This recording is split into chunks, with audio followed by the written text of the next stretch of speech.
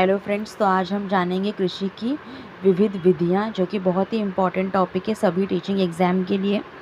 तो प्राचीन काल से ही कृषि हमारी मानव सभ्यता का आधार रही है, लेकिन बदलते समय और बदलती आबादी के साथ खेती करने के तरीक़ों में बहुत ही बदलाव आया है।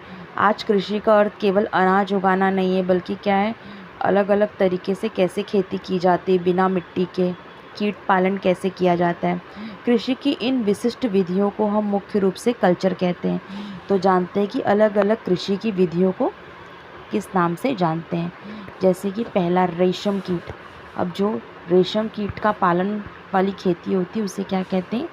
सेरीकल्चर। मधुमक्खी पालन खेती को क्या कहते हैं? एपीकल्चर। और मत्स्य पालन कृषि को क्या कहते हैं? पिसीकल्चर।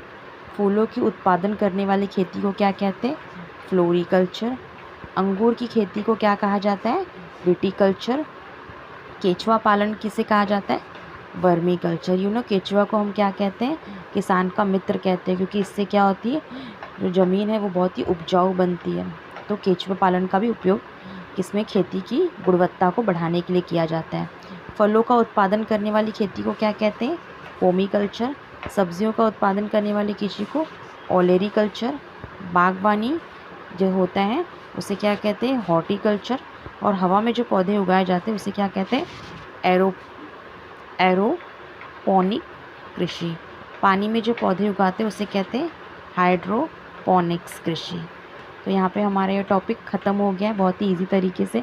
आप इसे याद रखते हैं। Thanks for watching. बाय।